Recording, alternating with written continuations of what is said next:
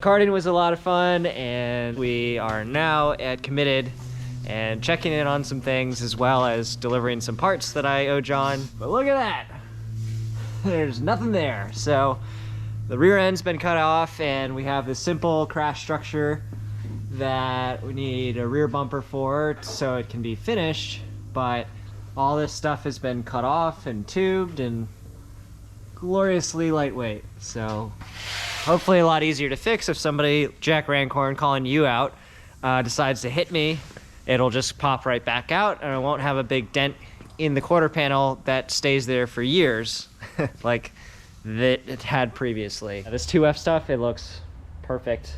I mean, the whole days of over fender on top of stock fender, I don't know, that stuff is so old. I don't understand why anybody uses that.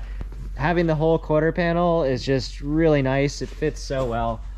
Right, John? You're the one who put it on there. Yeah, I mean, the fact that the tail lights like plug back in, once you crush it, the sheet metal doesn't let you put the tail light back in. So, and as we look at the damage in the front, it's actually all put back together. So we got a new coilover in there, we got the new subframe in there, but this wheel is missing a chunk out of it, so that probably should be fixed before I start driving again. But yeah, I think it's time to go with my classic red stage wheels. I'll probably just get a wheel adapter to fit the 5x100 onto the 5x114.3, and this thing's ready for the frame shop.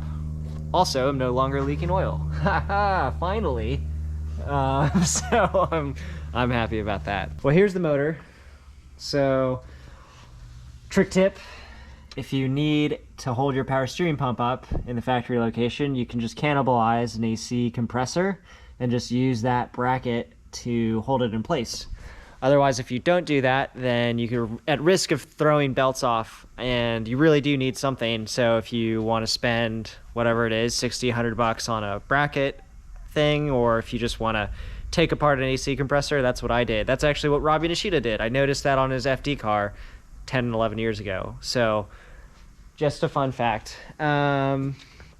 Yeah, this is also a cheater thing to do, because otherwise you would have to run this weird like snake hose all the way over here to get to the radiator.